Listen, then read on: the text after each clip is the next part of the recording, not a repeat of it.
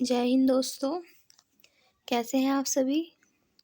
I hope कि आप सभी बहुत अच्छे होंगे और अपने जीवन में कुछ नया और बेहतर करने का प्रयास जरूर कर रहे होंगे। सेकंड से सुमेलित कीजिए तथा सूचियों के नीचे दिए गए सही कूट का चयन हमें करना है। तो एक साइड दी हुई है हमें कोयले की खदान और दूसरी तरफ दिए गए हैं वो भारत के राज्य जहाँ पर ये स्थित है। चलिए तो स्टार्ट करते हैं। सबसे पहले देखिए यहाँ पर दिया है झिलमिली। तो ये जो झिलमिली कोयले की खदान है, झिलमिली पड़ती है छत्तीसगढ़ में। कहाँ पे पड़ती है झिलमिली? छत्तीसगढ़ में पड़ती है। नेक्स्ट है कर्णपुरा। तो ये जो कर्णपुरा है, ये कर्णपुरा पड़ती है झारखंड में। कहाँ पर पड़ती है कर्णपुरा? कर्णपुरा पड़ती है झारखंड के अंदर। नेक्स्ट है रामपुर हिमगिर। रामपुर हिमगिर है ये कोयले की खदान। ये रामपुर हिमगिर पड़ती है ओडिशा के अंदर। कहाँ पर पड़ती है? ओडिशा में। और लास्ट है सोहागपुर। सोहागपुर पड़ती है मध्य प्रदेश के अंदर। तो ये सारी कोयले की खदान है। तो झिलमिली पड़ती है छत्तीसगढ़ में, कर्णपुरा पड़ती है झारखंड में, रामपुर हिमगिर पड़ती है ओडिशा में और सोहागपुर पड़ती है मध्य प्रदेश के अंदर। तो अब हमें इनमें से चूज करना है कौन सा ऑप्शन हमारा सही है। तो फर्स्ट का है थर्ड और फर्स्ट का थर्ड 2 में दिया है। नेक्स्ट है फिर बी का 4, ये भी 2 में दिया है। और थर्ड का है हमारा कौन सा आंसर है थर्ड का? ओडिशा। यानी कि थर्ड का है फर्स्ट, तो थर्ड का फर्स्ट दिया है हमें ऑप्शन नंबर डी में, तो इसलिए ऑप्शन नंबर डी एकदम सही जवाब होगा। नेक्स्ट क्वेश्चन देखते हैं, क्वेश्चन नंबर 2। फिर से हमें एक मैच करने के लिए दिया है, सूची फर्स्ट को सूची सेकंड से हमें मैच करना है। इस बार हमें इस क्वेश्चन में दिया है, एक साइड दिया है कोयले के क्षेत्र और दूसरी तरफ भारत का राज्य कि वो कोयला क्षेत्र कहाँ पर पड़ता है। तो फर्स्ट है रणजीत घाटी। ये जो रणजीत घाटी है ये कहाँ पर पड़ती है हमें ये बताना है। फिर तंदूर कहाँ पड़ता है ये बताना है। और वरोरा जो कोयले का क्षेत्र है ये कहाँ पड़ता है। और लास्ट है ललमटिया, और ललमटिया कहाँ पे पड़ता है। तो रणजीत घाटी जो है ये पड़ती है हमारी सिक्किम में। रणजीत घाटी कहाँ पड़ती है? सिक्किम में। तंदूर देखो, तैसे तंदूर तैसे तेलंगाना, तो तंदूर कहाँ मिलेंगे? तेलंगाना में, यानी कि तंदूर कोयला क्षेत्र कहाँ पड़ता है? ये पड़ता है तेलंगाना में। नेक्स्ट है वरोरा। वरोरा पड़ता है महाराष्ट्र में। वरोरा कहाँ पड़ता है? महाराष्ट्र में पड़ता है वरोरा। और फिर बचा हमारा ललमटिया। ललमटिया पड़ता है झारखंड में। तो इसके अकॉर्डिंग हमारा आंसर, जो यहाँ पे ऑप्शंस नहीं दिए गए हैं, लेकिन आप ये देख लीजिए कि रणजीत कहाँ पड़ेगा। रणजीत सिक्किम में, यानी कि रणजीत घाटी सिक्किम में, तंदूर तेलंगाना, वरोरा महाराष्ट्र और ललमटिया झारखंड। क्लियर है? चलिए नेक्स्ट क्वेश्चन देखते हैं। फिर से हमें एक लिस्ट दी गई है, फर्स्ट एंड सेकंड हमें मैच करना है। तो एक साइड दिए गए हैं हमें स्थान और दूसरी तरफ हमें दिया गया है कार्य कि किसका क्या कार्य है। चलिए पहला दिया है काकरापार। तो ये जो काकरापार है, काकरापार में क्या होता है? ये एक न्यूक्लियर पावर प्लांट है। ये क्या है? काकरापार न्यूक्लियर पावर प्लांट है। यहाँ पर न्यूक्लियर से रिलेटेड सारे कार्य किए जाते हैं। और नेक्स्ट है पोखरण। ये पोखरण जो है ये परमाणु बम विस्फोट स्थल है। क्या है ये? परमाणु बम विस्फोट स्थल है पोखरण। यहीं से हमने स्टार्टिंग करी थी अपने बम वगैरह विस्फोट करने की। ये फिर है थुम्बा। थुम्बा जो है ये पड़ता है हमारा रॉकेट प्रमोशन केंद्र। क्या है ये रॉकेट प्रमोशन केंद्र है हमारा थुम्बा। ये यहाँ से ही हमने अपना पहला रॉकेट लॉन्च किया था थुम्बा से। और फिर है श्रीहरिकोटा। श्रीहरिकोटा ये उपग्रह लॉन्चिंग स्टेशन है, यानी ये जो सैटेलाइट लॉन्चिंग स्टेशन होते हैं ये वो है श्रीहरिकोटा। तो यहाँ पर 4 का 4 ही है, सही होगा। तो ऑप्शन नंबर ए के लिए जाएगा तीसरा, जो कि ऑप्शन 3 में दिया गया है। अब चेक कर लेते हैं सेकंड ऑप्शन। सेकंड का है हमारा फर्स्ट और सेकंड का फर्स्ट हमें ऑप्शन नंबर सी के अंदर दिया है ओनली।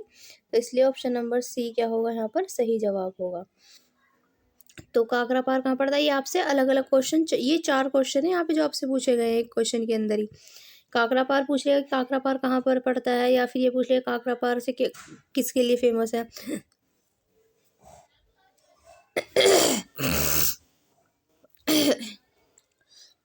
न्यूक्लियर पावर प्लांट है पोखरण। यहाँ से क्या किया जाता है? तो यहाँ से परमाणु बम विस्फोट स्थल है ये। और इसके साथ जो थुम्बा है ये क्या है? ये हमारा रॉकेट प्रमोशन केंद्र है। और यहाँ पर श्रीहरिकोटा की बात करें तो ये सैटेलाइट लॉन्चिंग स्टेशन है। Next question number 4। गंगा नदी के निम्नलिखित में से किस भाग को राष्ट्रीय जलमार्ग घोषित किया गया है? तो गंगा नदी का जो प्रयागराज से हल्दिया तक का जो एरिया है, प्रयागराज टू हल्दिया, इसको क्या घोषित किया गया है? इसको राष्ट्रीय जलमार्ग घोषित किया गया है। गंगा नदी में अगर हम बात करें तो गंगा नदी में प्रयागराज जो है ये उत्तर प्रदेश के अंदर पड़ता है, आपको पता होना चाहिए, और यहाँ से हल्दिया तक ये राष्ट्रीय जलमार्ग घोषित किया गया है। और ये जो था ये भारत का पहला जलमार्ग है। कौन सा है? भारत का पहला राष्ट्रीय जलमार्ग है ये। कहाँ से कहाँ तक है? प्रयागराज से हल्दिया तक भारत का पहला राष्ट्रीय राजमार्ग है। और इसकी लंबाई की बात करें तो 1620 किलोमीटर है। कितनी है इसकी लंबाई? 1620 किलोमीटर। नेक्स्ट क्वेश्चन है, एक भू स्थिर कृत्रिम उपग्रह का आवर्तकाल कितना होता है? तो एक जो भू स्थिर उपग्रह है इसका आवर्तकाल होता है 24 घंटे। कितना होता है? 24 आवर्स इसका आवर्तकाल होता है। नेक्स्ट, प्रसिद्ध ज्वालामुखी पर्वत कराकाटोआ निम्नलिखित में से किस देश में स्थित है? तो कराकाटोआ जो है ये पड़ता है हमारा इंडोनेशिया के अंदर। कहाँ पर पड़ता है? इंडोनेशिया में पड़ता है। चलो, इटली की अगर हम बात करें तो इटली में एक बहुत फेमस है माउंट विसुवियस। माउंट विसुवियस कहाँ पर पड़ता है? माउंट विसुवियस, ये इटली के अंदर पड़ता है, माउंट विसुवियस। इसी के साथ माउंट एटना, माउंट एटना भी कहाँ पर पड़ता है? माउंट एटना भी कहाँ पड़ता है? इटली के अंदर पड़ता है। इंडोनेशिया में हमने देख लिया कराकाटोआ पड़ता है। और यूएसए की अगर हम बात करें तो यहाँ पर इस विश्व का सबसे विस्तृत ज्वालामुखी पड़ता है सेंट हेलेंस। कौन सा? सेंट हेलेंस पड़ता है। कहाँ पर पड़ता है? तो यूएसए के अंदर पड़ता है। और हमने जापान की अगर बात करें तो जापान में पड़ता है फ्यूजियामा। फ्यूजियामा ये बहुत फेमस है जापान का, फ्यूजियामा पड़ता है जापान में। नेक्स्ट क्वेश्चन देखेंगे, निम्नलिखित में से कौन सी गैस प्राचीन या फिर प्राचीन मतलब आदिम पृथ्वी के वायुमंडल से अनुपस्थित थी? तो जब हम प्राचीन या फिर आदिम टाइम की बात करते हैं तो उस टाइम में जो ऑक्सीजन थी ये क्या थी? अनुपस्थित थी।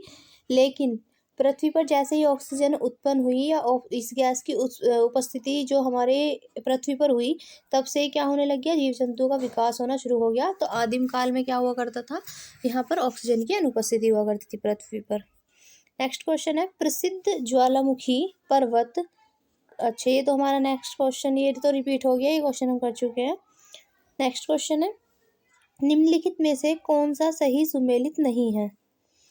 जो सही नहीं है सुमेलित, हमें इसका चयन करना है जो यहाँ पर सही सुमेलित नहीं है। ऑप्शन दिया गया है बॉन। तो एक तरफ से पहले हमें नगर दिए गए हैं और नगर के साथ दूसरी साइड दिया गया है कि कौन सा नगर कौन सी नदी के किनारे स्थित है, अब हमें ये बताना है। तो ये जो बॉन है, बॉन राइन नदी के किनारे स्थित है, बिल्कुल सही। कायरो नील नदी के किनारे है, ये भी ठीक है। न्यूयॉर्क हडसन नदी के किनारे, बिल्कुल सही। वियना वोल्गा, बिल्कुल गलत, क्योंकि वियना जो है ये डेन्यूब नदी के किनारे पड़ता है। कहाँ पर पड़ता है? डेन्यूब नदी के किनारे पड़ता है वियना। इसलिए ऑप्शन नंबर डी क्या होगा? सही होगा, क्योंकि ये गलत है और गलत ही हमसे पूछा है, इसलिए ये वाला ऑप्शन क्या होगा? सही होगा। नेक्स्ट क्वेश्चन नंबर 10, दो लिस्ट दी गई है फिर से, एक साइड दी है आदिवासी और दूसरा उनकी लोकेशन दी है कि कौन सी ट्राइब कहाँ पर रहती है। जैसे कि भील की अगर हम बात करें तो भील सबसे ज़्यादा आपको देखने के लिए मिलेंगे राजस्थान में। भील जनजाति कहाँ पे मिलती है सबसे ज़्यादा? राजस्थान के अंदर। गोंड की अगर हम बात करें तो यहाँ पर गोंड जनजाति मिलती है सबसे ज़्यादा छत्तीसगढ़ के अंदर। कहाँ पर मिलेगी? छत्तीसगढ़ के अंदर। फिर है लिम्बूस, ये जो लिम्बूस जनजाति है, लिम्बूस मिलते हैं आपको सिक्किम के अंदर। लिम्बूस कहाँ मिलते हैं? सिक्किम के अंदर। और कोनियाक पड़ती है नागालैंड के अंदर। तो भील कहाँ मिलेगी? राजस्थान में। गोंड मिलेगी छत्तीसगढ़ में। लिम्बूस मिलेगी सिक्किम के अंदर और कोनियाक मिलती है नागालैंड में। नेक्स्ट क्वेश्चन, नीचे दो कथन दिए गए हैं, एक को अभिकथन ए और दूसरे को उसका कारण आर कहा गया है। तो हमें बताना है कि ये जो दिए गए हैं कथन और कारण, इसमें से सही उत्तर का हमें चयन करना है, क्या होगा। तो यहाँ पर इन्होंने अभिकथन दिया है कि राज्यसभा का विघटन नहीं होता।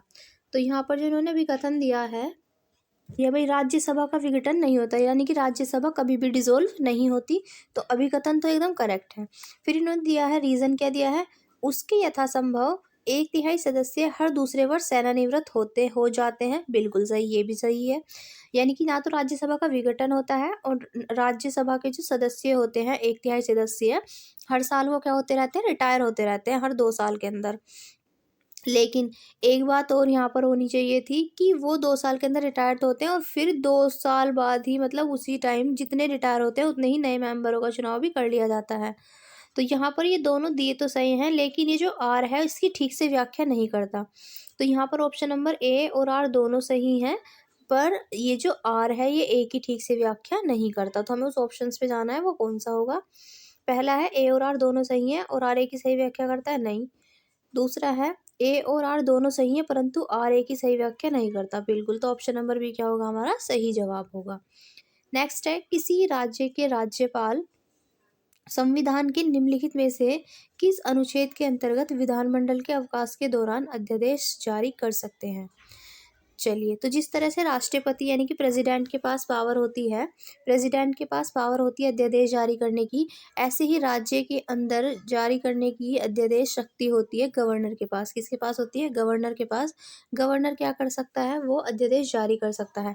तो केंद्र में करता है प्रेसिडेंट और गवर्नर करता है राज्य के अंदर। तो यहाँ पर हमें बताना है कि जो राज्यपाल है, जो ये अध्यादेश जारी करता है, वो कौन से आर्टिकल के तहत करता है? तो आर्टिकल 213, ऑप्शन नंबर बी इसके लिए सही जवाब होगा। और राष्ट्रपति जो करते हैं अपना अध्यादेश, वो आर्टिकल 123 के अनुसार करते हैं। तो अध्यादेश जारी तब किया जाता है जब राज्य के अंदर, या केंद्र में कब किया जाएगा? केंद्र में जब किया जाएगा जब संसद कार्य ना कर रही हो, उस टाइम पर अगर किसी बिल की ज़रूरत पड़ती है तो उस दौरान राष्ट्रपति क्या करते हैं? अध्यादेश जारी करते हैं। क्लियर है? ऐसे ही केंद्र में, ऐसे ही राज्य में होता है। अब है नेक्स्ट क्वेश्चन, भारतीय संविधान के किस अनुच्छेद में केंद्र शासित प्रदेशों के लिए उच्च न्यायालय का प्रावधान किया गया है? प्रावधान है तो आर्टिकल 240, 241, 242 या फिर 239। तो किस अनुच्छेद में बताना है कि उच्च न्यायालय का प्रावधान है केंद्र शासित प्रदेशों के लिए? तो आर्टिकल 241, 241 के अंदर केंद्र शासित प्रदेशों के अंदर हाई कोर्ट का प्रावधान किया गया है। वहीं अगर आर्टिकल 240 की बात करें तो आर्टिकल 240 के अंदर कुछ संघ राज्यों के लिए नियमन बनाने की जो राष्ट्रपति की शक्ति है वो इसके अंदर आती है, आर्टिकल 240 में आती है। आर्टिकल 242 की बात करें तो यहाँ पर ये निरसित से संबंधित है। किससे? यहाँ पर निरसन की बात की जाती है, निरसित। और आर्टिकल 239 ये संघ और राज्य क्षेत्रों के प्रशासन से संबंधित आर्टिकल है। चलिए, तो आज की क्लास में इतना ही रखते हैं, फिर मिलते हैं कल एक नई वीडियो के साथ। तब तक के लिए अपना ध्यान रखिएगा। Good night and take care.